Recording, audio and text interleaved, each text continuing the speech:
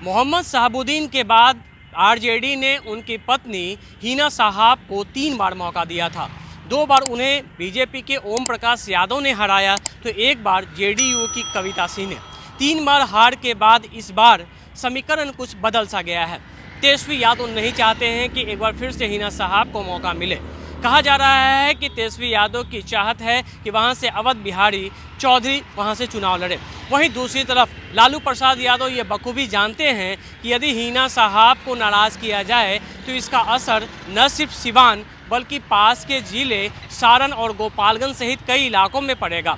और सारण से अब तो लालू प्रसाद यादव की बेटी रोहिणी आचार्य चुनाव लड़ रही हैं, तो वहां का माय समीकरण नहीं बदले। इसी वजह से वो चाहते हैं कि सिवान की सीट में मोहम्मद शहाबुद्दीन के परिवार का दबदबा है और हिना साहब को वहां से उम्मीदवारी दी जाए। लेकिन इस पर बात बनती नहीं दिख रही है। यही वजह है कि 22 सीटों का ऐलान तो हो गया, लेकिन एक सीट पर सस्पेंस अभी भी कायम है। 2024 में सिवान की सीट एक बार फिर एनडीए से जेडीयू के खाते में गई है, लेकिन इस बार जेडीयू ने अपने वर्तमान सांसद कविता सिंह का टिकट काटकर यहां से पूर्व विधायक रमेश सिंह कुशवाहा की पत्नी विजयालक्ष्मी को अपना उम्मीदवार बनाया है।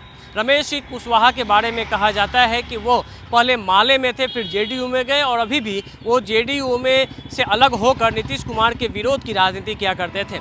लेकिन कुछ दिन पहले आनन फानन में वो मुख्यमंत्री नीतीश कुमार से मिले और उसके बाद पति पत्नी दोनों ने जेडीयू का दामन थामा और नीतीश कुमार ने विजयालक्ष्मी को जेडीयू का उम्मीदवार बना दिया है। फिलहाल जेडीयू उम्मीदवार यहां पे लगातार अपना जनसंपर्क अभियान चला रही हैं और लोगों के बीच जाकर अपना प्रचार भी कर रही हैं। लेकिन वहीं दूसरी तरफ महागठबंधन में अभी भी सस्पेंस की स्थिति कायम है।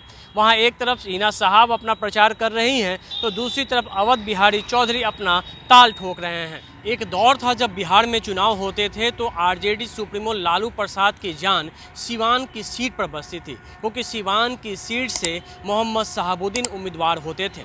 और यह सिर्फ एक सीट की बात नहीं थी, बल्कि इस सीट के सहारे लालू प्रसाद अपने माय समीकरण को सबसे ज़्यादा मजबूत समझते थे। लेकिन आज परिस्थिति क्या बदली कि आज वही शहाबुद्दीन का परिवार लालू प्रसाद के लिए एक पहेली बन चुका है और साथ ही पहेली बन चुकी है आरजेडी और सिवान का रिश्ता भी। क्योंकि एक तरफ जहां आरजेडी ने अपने 22 उम्मीदवारों के नामों की घोषणा कर दी, वहीं सिवान सीट को लेकर अभी भी सस्पेंस कायम है। सिवान में आरजेडी का सिपाही कौन होगा? हिना साहब होंगी या फिर अवध बिहारी चौधरी होंगे? अवध बिहारी चौधरी अपना लगातार ताल ठोक रहे हैं, लेकिन उनका भी टिकट का ऐलान अभी नहीं हुआ। ऐसे में सिवान की राजनीति एक बार फिर पहेली बनी हुई है।